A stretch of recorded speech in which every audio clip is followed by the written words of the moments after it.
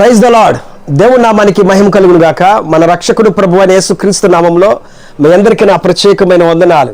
అనుదిన మన్నా అనేటువంటి యొక్క ఆధ్యాత్మిక కార్యక్రమమునకు మిమ్మల్ని ప్రేమతో ఆహ్వానిస్తున్నాను. ఈ కార్యక్రమం ద్వారా మీరెంతగానో బలపరచబడుతున్నారని, ఆశీర్వదించబడుతున్నారని నేను నమ్ముచున్నాను.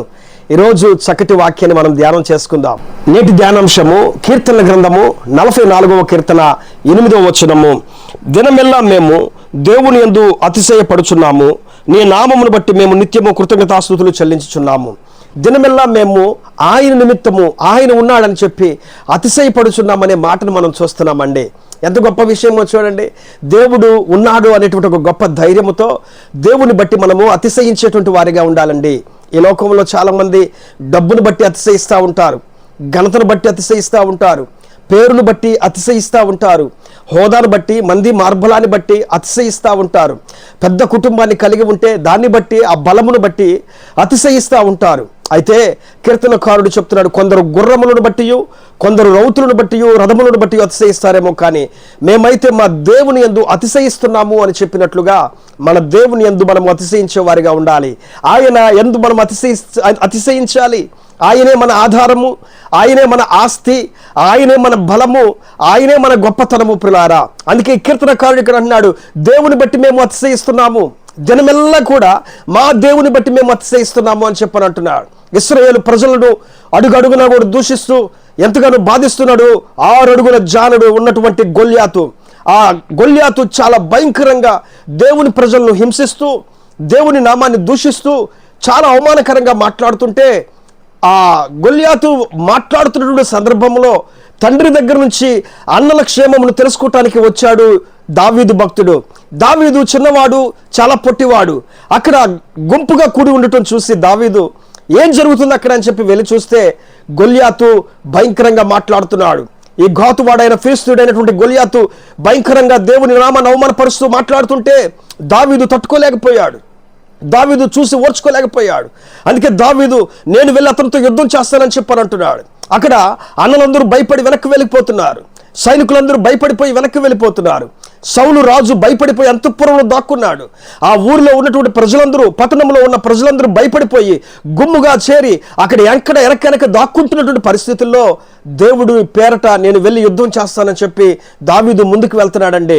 నేను యుద్ధం చేస్తాను, యుద్ధము యెహోవాదే అని చెప్పని అంటున్నాడు. అక్కడ ఇదిగో నాకాడ ఖడ్గాలు లేకపోవచ్చు, నాకు విలువిద్యలు తెలియలేకపోవచ్చు, నా దగ్గర యుద్ధ సామాగ్రి లేకపోవచ్చు, నా చేతిలో కత్తి డాలు అనేటువంటిది లేకపోవచ్చు, కానీ యుద్ధం చేయవాడు ఆయనే.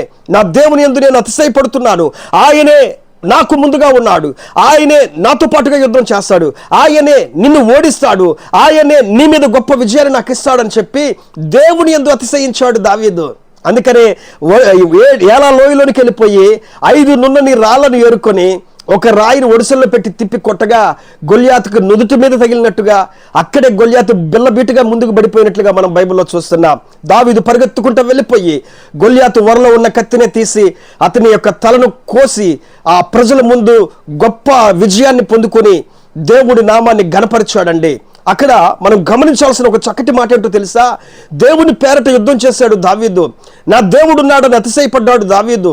నా దగ్గర బాణం లేదని చెప్పి కృంగిపోలేదు, నా దగ్గర బలము లేదని చెప్పి కృంగిపోలేదు, నా దగ్గర విలువిద్యలు లేవని చెప్పి కృంగిపోలేదు, నా దగ్గర కత్తి లేదు, డాలు లేదని చెప్పి ఆయన కరిగిపోలేదు, బాధపడలేదు. నా దగ్గర అన్నిటికంటే కూడా నా అతిశయము నా దేవుడే, ఆయన ఉండగా నేను ఇతని చేతిలో ఓడిపోనని చెప్పి గొప్ప ధైర్యంతో వెళ్ళాడు. దేవుడు అతనికి కావలసిన గొప్ప విజయాన్ని అక్కడ అనుగ్రహించాడు ప్రియులారా. కాబట్టి మన అతిశయము మన దేవుడే. దినమెల్లా మా దేవుని బట్టి మేము అతిశయిస్తున్నాం అన్నట్లుగా దినమెల్లా దేవుని బట్టి మీరు అతిశయించండి. మీ శత్రువులు దినమెల్లా మిమ్మల్ని ఇబ్బంది పెడుతున్నారా? మీ వాళ్ళు దినమెల్లా మిమ్మల్ని హింసిస్తున్నారా? దినమెల్లా మిమ్మల్ని మాటలతో బాధ పెడుతున్నారా? ఈరోజు నీ వాక్యం చెప్తుంది, దినమెల్లా మీరు దేవుని యందు అతిశయించండి.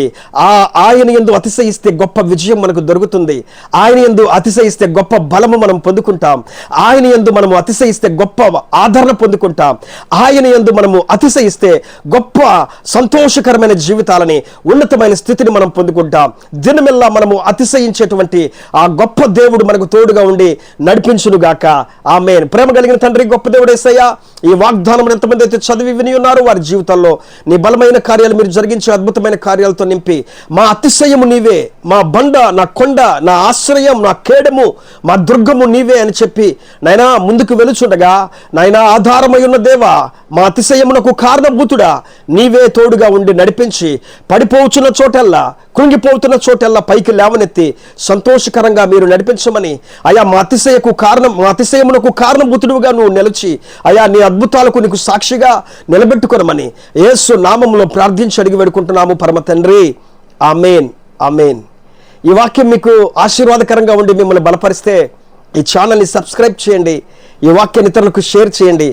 దానివల్ల దేవుని యొక్క వాక్యం బయటికి వెళ్తుంది. కొంతమంది కొత్త వారు, తెలియని వారు దేవుని యొక్క వాక్యం చేత మీలాగే బలపరచబడతారు. ప్రభు చిత్తమైతే మరలా రేపటి రోజున ఇదే టైంకి కలుద్దాం. అప్పటి వరకు దేవుడు తోడుగా ఉండి మిమ్మల్ని దీవించి నడిపించును గాక. ఆమేన్. Praise the Lord. వందనాలు అందరికీ.